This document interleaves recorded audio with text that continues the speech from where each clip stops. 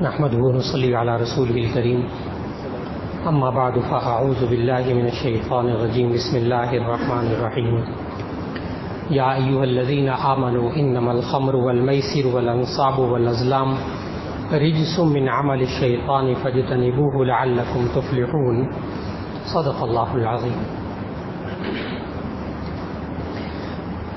اللہ رب العزت نے ہمیں نبی کریم صلی اللہ علیہ وسلم کے ذریعے قیامت تک آنے والے جتنے فتنے ہیں ان سب کے بارے میں امت کو نبی صلی اللہ علیہ وسلم نے آگاہ فرمایا. ان فتنوں کا تذکرہ کرتے ہوئے کہ کون سے فتنے ہیں اور ہمیں کس طرح ان فتنوں سے بچنا ہے، نبی کریم صلی اللہ علیہ وسلم نے وہ ہدایات بھی عطا فرمائی. اللہ تعالیٰ نے قرآن مجید میں بھی ہمیں سمجھایا. ان فتنوں میں سے خاص طور پر دور جدید کا فتنہ ہے اور وہ ہے منشیات، نشہ آور چیزیں استعمال کرنا. نبی کریم صلی اللہ علیہ وسلم نے ایک حدیث میں جو قیامت کی نشانیاں بتائی تھیں کہ آخری زمانے میں لوگ 15 فتنوں میں مبتلا ہوں گے. ان فتنوں میں سے ایک فتنہ یہ تھا کہ اتخذ الخمر، کہ شراب عام ہو جائے گی، نشے کی چیزیں عام ہو جائیں گی. ایک وقت ایسا آتا ہے امت پر اس فتنے والا کہ نوجوان طبقہ، خاص طور پر نوجوان بچے اور بچیاں اپنی تعلیم کے دوران اس فتنے میں مبتلا ہو رہے ہیں اور ماں باپ کے لیے ان کو سنبھالنا بڑا مشکل ہو رہا ہے. اسی طرح وہ لوگ کہ جو پریشانی کے حال میں سکون کی تلاش چاہتے ہیں، ڈپریشن میں رہتے ہیں، ادویات استعمال کرتے ہیں، اگر ڈاکٹر کی ہدایات کے مطابق استعمال کریں تو شریعت اسے جائز قرار دیتی ہے، لیکن خود ادویات نشے کی استعمال کر کے انسان سکون تلاش کرتا رہے، یہ بھی آج ہمارے معاشرے کا ایک بہت بڑا المیہ ہے اور تمام ڈاکٹر حضرات اس کو نقصان دہ قرار دیتے ہیں انسان کے لیے. نبی کریم صلی اللہ علیہ وسلم جس معاشرے میں تشریف لائے تھے وہ معاشرہ بھی بہت زیادہ نشے میں مبتلا تھا، یہاں تک کہ ان کے گھروں کی جو محفلیں ہوتی تھیں، مہذب محفلیں، ان کے اندر نشہ عام تھا اور بڑے فخر کے ساتھ بڑے بڑے شعراء، بڑے بڑے ادیب جن کا کلام آج بھی دور جاہلیت کا ملتا ہے، دیوان متنبی میں، دیوان حماسہ میں، وہ لوگ نشے کے بارے میں باقاعدہ اشعار کہتے تھے، اس کی تعریفیں کیا کرتے تھے، اس پر غزلیں اور نظمیں کہا کرتے تھے. بھرا پڑا ہے عربی ادب اس دور کا جس دور میں نبی صلی اللہ علیہ وسلم تشریف لائے. اور یہ ایک بہت ہی خطرناک بات ہے کہ کسی معاشرے میں کسی گناہ کا فیشن ہو جائے، یعنی لوگ اس کو برا ہی نہ سمجھیں بلکہ معاشرتی اسٹیٹس سمجھنے لگے. کیا ایسا وقت اسلامی جمہوریہ پاکستان میں بھی آنا تھا کہ بڑے بڑے اہم ہوٹلوں میں، بڑی اہم دعوتوں کے اندر بغیر نشے کے اسٹیٹس ہی مکمل نہیں ہوتا. یہاں تک کہ ان بڑے ہوٹلوں کے جو بیچارے ویٹرز ہوتے ہیں، جو دیندار ہوتے ہیں، وہ آ کر سوال کرتے ہیں کہ جی کیا کریں، ہم جاب کریں کہ نہ کریں، ملازمت کریں کہ نہ کریں، ہمیں یہ بھی سرو کرنا پڑتا ہے، ہماری ڈیوٹی میں شامل ہے. یہ مسلمانوں کے ملک کے حالات ہیں. بیرون ملک تو بہت عجیب و غریب حالات، خود ایک اسلامی ملک کے یہ حالات ہوتے ہیں. نبی کریم صلی اللہ علیہ وسلم نے اللہ تعالیٰ کی ہدایات کے مطابق پھر اس معاشرے کو کیسے نشے سے دور کیا، منشیات سے کیسے دور کیا.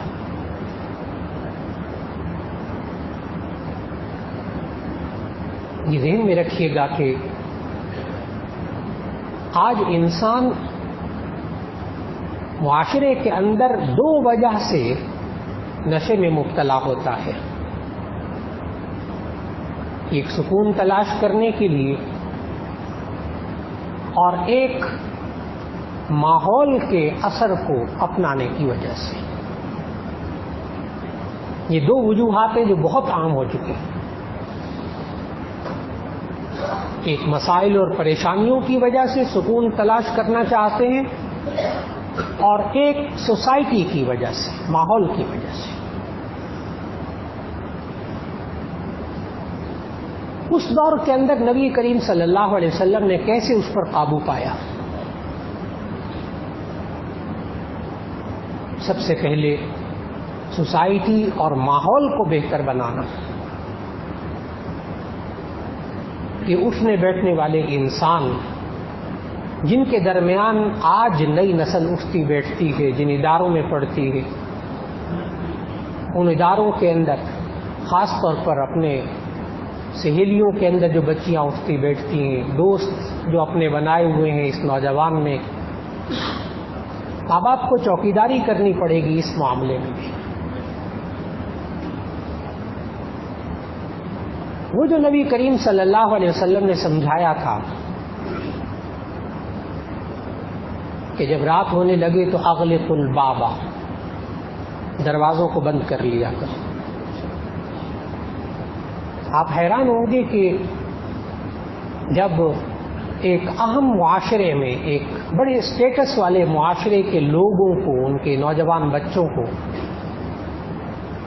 جب شیشہ پینے سے منع کیا گیا تھا اور شیشہ ہاؤس بند کرنے کی کوشش کی گئی تھی، تو وہاں جانے والے جو بچے رات کو 1 بجے، 12:30، 1 بجے، 1:30 بجے، 2 بجے وہ شیشہ ہاؤس پہنچے ہوتے تھے. اور وہ ذہین ترین بچے، میڈیکل کے بچے، انجینئرنگ کے بچے، اکاؤنٹس کے بڑی اہم ترین ڈگریاں حاصل کرنے کی خاطر محنت کرنے والے بچے، وہ بچے وہاں پہنچے ہوتے تھے. انہیں راتوں کو جاگنا ہے، ان ڈگریاں لینی، انہیں سکون تلاش کرنا ہے. وہی راتوں کا وقت کہ ماں باپ ان کی چوکیداری کرنے سے یا عاجز ہوئے یا غافل ہوئے. اور ایک وقت ایسا آیا کہ ان کو ہٹانا مشکل. نبی کریم صلی اللہ علیہ وسلم جس معاشرے میں تشریف لائے، وہ معاشرہ چونکہ نشے میں چور تھا، بالکل منشیات میں بہت مبتلا تھا.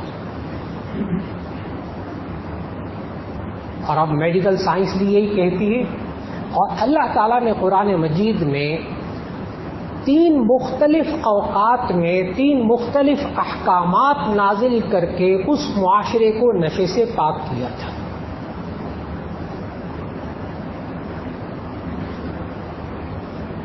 پہلی آیت سورۃ البقرہ کی نازل ہوئی. یسألونک عن الخمر والمیسر قل فیہما اثم کبیر ومنافع للناس وَإِثْمُهُمَا أَكْبَرُ مِن نَّفْعِهِمَا. يَسْأَلُونَكَ عَنِ الْخَمْرِ وَالْمَيْسِرِ، یہ لوگ شراب اور جوئے کے بارے میں پوچھتے ہیں.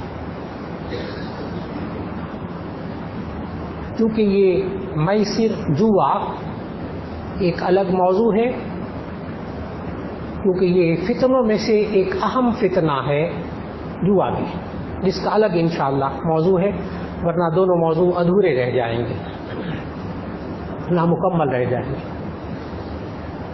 ورنہ یہ میسر اور جوا یہ گھروں میں گھس چکا ہے، گھروں میں گھس چکا ہے.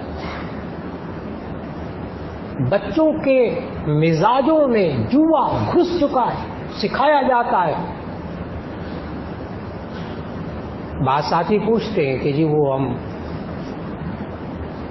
نیٹ کے اوپر لوڈو کھیلتے ہیں، اس میں کوائن ملتے ہیں. وہ تو نہیں، پیسے ویسے نہیں ملتے. جی اتنی گیمیں جیت جاؤ، یہ جیت جاؤ، فلاں جیت جاؤ، اتنے کوائن ملیں گے، اتنے کوائن. بچے آپس میں بھی ذکر کرتے ہیں میں نے اتنے کوائن لیے، میں نے اتنے کوائن لیے، میں اتنا ہار گیا، میں اتنا جیت گیا. ہارتے بھی ہیں، جیتتے بھی ہیں. تو لوگ پوچھتے ہیں کہ جی بچوں کو یہ لوڈو نیٹ پہ کھیلنے کی اجازت ہونی چاہیے، نہیں ہونی چاہیے، جائز ہے، حرام ہے؟ تو لوڈو کے بارے میں تو شاید کوئی نرم گوشہ اختیار کر لیں علماء، لیکن جو چیز سکھائی جاتی ہے وہ ہے جوئے کی تربیت. یہ لوڈو کھیلنے والے نیٹ کے اوپر چھوٹے چھوٹے بچے یہ جوئے کے ماہر ہوتے ہیں، ماہر بنایا جاتا ہے ان کو جوئے کا. اسی یہ الگ موضوع ہے، یہ الگ موضوع ہے، اس کے اوپر انشاءاللہ اور نشستوں میں بات ہوگی. اس وقت جو عرض کر رہا ہوں یہ کہ پہلی آیت یہ نازل ہوئی کہ یسألونک عن الخمر والمیسر.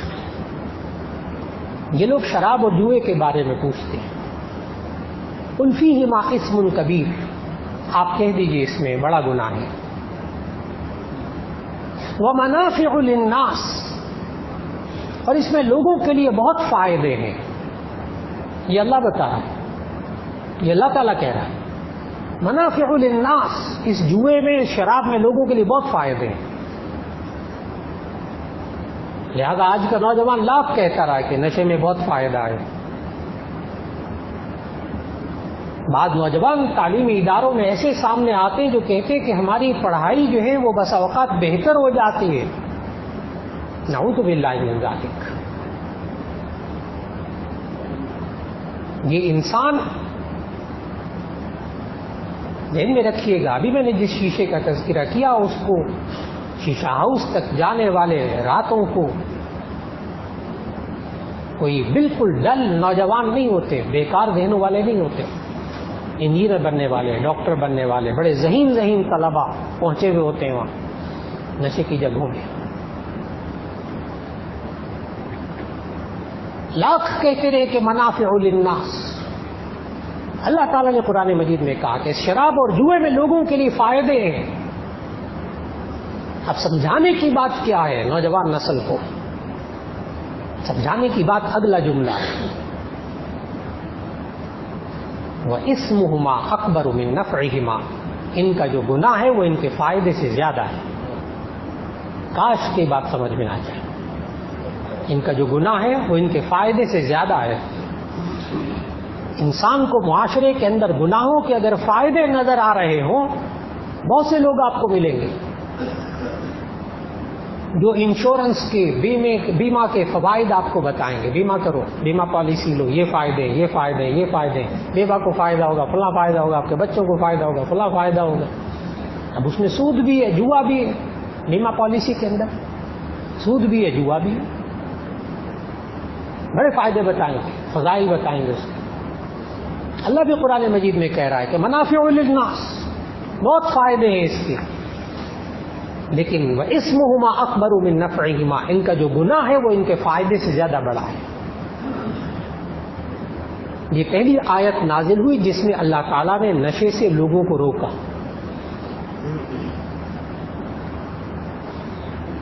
پھر اس کے بعد دوسری آیت سورہ نساء کی نازل ہوئی جس میں اللہ تعالیٰ نے فرمایا کہ لا تقربوا الصلاۃ وانتم سکارا.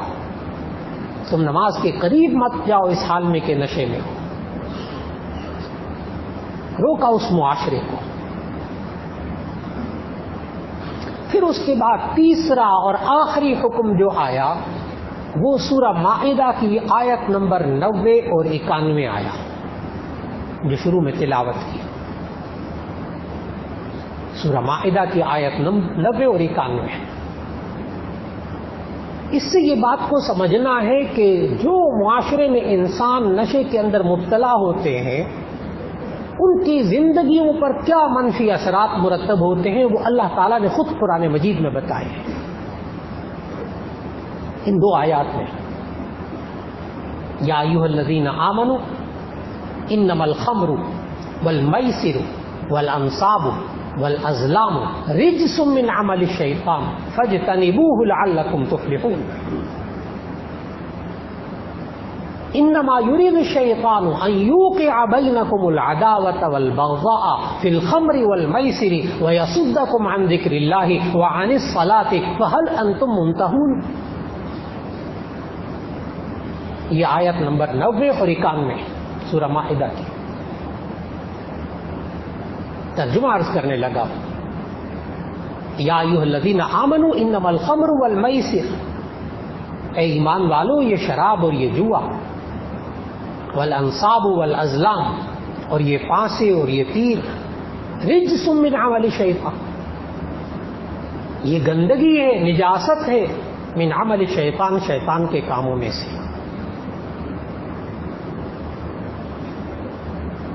ممکن ہے کہ اس معاشرے کے اندر بعض بہت پڑھے لکھے حضرات آپ کو ملے، قابل حضرات بظاہر، اور وہ آپ سے ایک سوال کریں کہ جناب قرآن میں کہاں لکھا ہے کہ شراب حرام ہے؟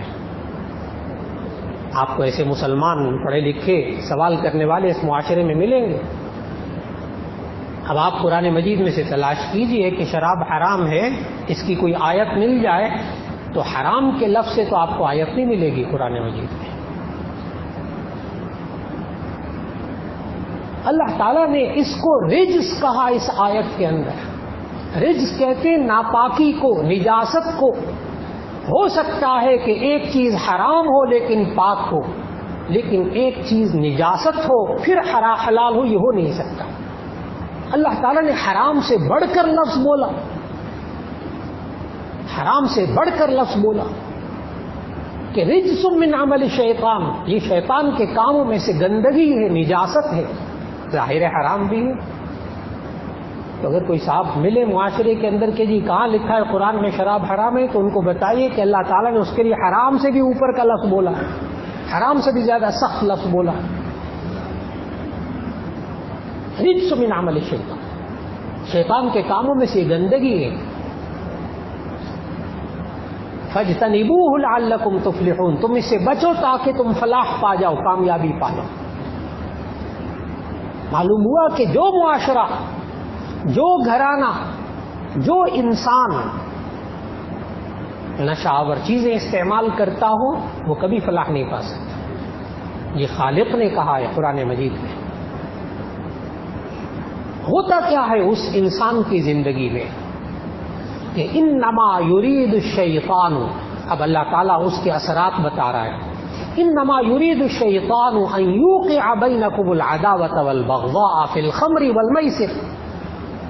شیطان یہ چاہتا ہے، اللہ کہہ رہا ہے شیطان یہ چاہتا ہے ان یوقع بینکم العداوۃ والبغضاء، کہ تمہارے درمیان دشمنیاں اور بغض اور کینہ پیدا کر دے، فی الخمر والمیسر، اس شراب اور جوئے میں مبتلا کر کے.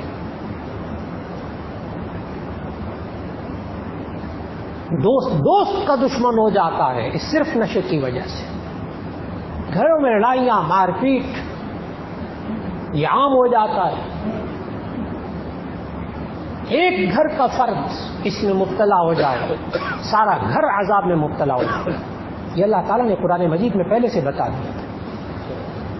یوقع بینکم العداوۃ والبغضاء فی الخمر والمیسر ویصدکم عن ذکر اللہ، اور تاکہ یہ تمہیں اللہ کے ذکر سے روک لے، وعن الصلاۃ، اور نماز سے روک لے، وعن الصلاۃ، اور نماز سے روک لے. فہل انتم منتہون، کیا تم رک جاؤ گے؟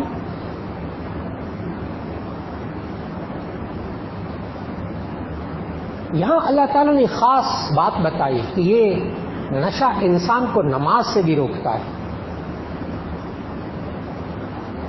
اس کی وجہ آپ ذہن میں رکھیے گا، قرآن مجید کی ایک آیت سے یہ بات معلوم ہوتی ہے.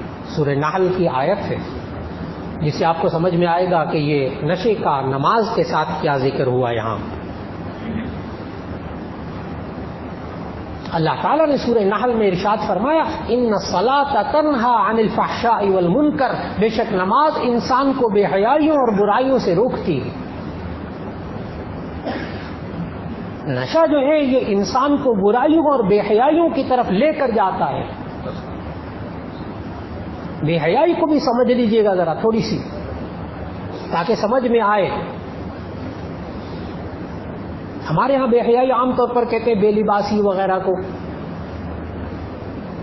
یہ بے لباسی وغیرہ سے لفظ حیا کا, بے حیائی کا تصور مکمل نہیں ہوتا. امام راغب رحمہ اللہ نے حیا کی جو تعریف کی ہے اس کو ذہن میں لائیے تو پھر سمجھ میں آئے گا کہ نشے سے کیا بے حیائی پیدا ہوتی ہے. امام راغب رحمہ اللہ نے مفردات القرآن میں حیا کا مطلب لکھا انقباض النفس عن القبیح. انقباض النفس عن القبیح, برائی کے بارے میں, بری بات کے بارے میں انسان کے دل کے اندر جو رکاوٹ ہوتی ہے اسے حیا کہتے ہیں. کسی بری بات کے بارے میں, کسی گناہ کے بارے میں انسان کے دل کے اندر جو رکاوٹ ہوتی ہے اس کو حیا کہتے ہیں. جب وہ رکاوٹ اٹھ جاتی ہے اسے بے حیائی کہتے ہیں. اس لیے نشے میں مبتلا شخص یہ جب بے حیائی میں مبتلا ہوتا ہے یعنی گناہ کو گناہ ہی نہیں سمجھتا. ماں کے زیور کو بیچ رہا ہے, ماں کے زیور کو بیچ رہا ہے, باپ کے مال میں سے چوری کر رہا ہے, اس کو جائز سمجھ رہا ہے, اس کے اندر سے وہ حیا ختم ہو جاتی ہے, گناہ کو گناہ سمجھتا ہی نہیں. یہ وہ وبال ہے جو ہمارے معاشرے کے اندر ایک بڑی تکلیف دہ چیز بنا.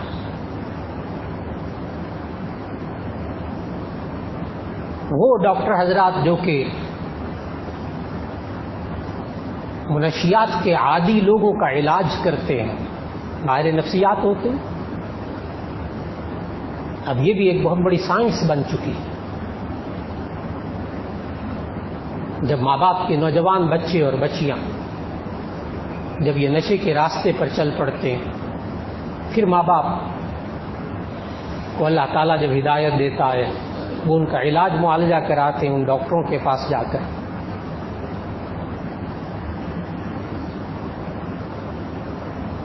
بڑے بڑے مراکز میں بڑے بڑے ڈاکٹر حضرات سے بالمشافہ ملاقات کرتے ہوئے ان مریضوں کے بارے میں انہوں نے واضح الفاظ میں کہا کہ ہم جتنی دوائیاں دیتے ہیں, جو کچھ چیزیں اختیار کرتے ہیں, سب عارضی ہوتے ہیں, لیکن جس مریض کو ہم نے نماز کی عادت ڈالی وہ اس نشے سے نکل گیا. یہ جدید ترین مراکز کے اندر بڑے بڑے ڈاکٹرز کے منہ سے نکلنے والے یہ جملے کہ ہم ان مریضوں کو دوائیاں دے دے کر اگر منشیات سے بچانا چاہیں تو نہیں بچا سک رہے, لیکن جب ہم نماز کے ان کو عادی بناتے ہیں 5 وقت تو یہ اپنے بدن کو پاک رکھتے ہیں, اپنے جسم کو پاک رکھتے ہیں, ان کے خیالات پاکیزہ ہونے لگتے ہیں, ان کی سوچ بدلنے لگتی ہے, پھر اس کے بعد یہ نشے کی راستے سے ہٹ جاتے ہیں نماز کے ذریعے. آج نوجوان نسل کو, بچے اور بچیوں کو نماز کا عادی بنانا ہوگا, گھر کے ماحول کو پاکیزہ بنانا ہوگا, ان کی سوسائٹی پر چوکیداری کرنی ہوگی, جن اداروں میں پڑھتے وہاں چوکیداری کرنی ہوگی, ایک ایک لمحے پر ان کی زندگی کی نظر رکھنی ہوگی. ماں باپ آج غافل رہ کر بڑا نقصان اٹھاتے ہیں, بڑا نقصان اٹھاتے ہیں. اللہ رب العزت جس جس گھر کے اندر, جس جس خاندان کے اندر یہ نشہ گھس چکا ہے, اللہ رب العزت اس کو نجات عطا فرما دے. وہاں گھر کے ماحول میں اللہ نماز کا ماحول بننے کی توفیق عطا فرما دے. ان نوجوان بچے اور بچیوں خاص طور پر اللہ تعالیٰ ان کو ہدایت نصیب فرما دے, ان کے ذہنوں کو بدل دے.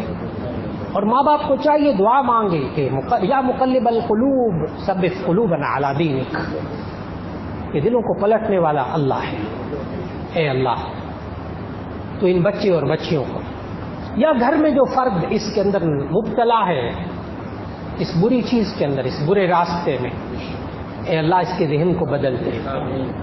اللہ رب العزت ہمارے اس فتنے سے ہمارے گھروں کو, ہماری نئی نسل کو, ہمارے خاندانوں کو, ہمارے معاشرے کو اللہ تعالیٰ بچا لے. وآخر دعوانا ان الحمد للہ.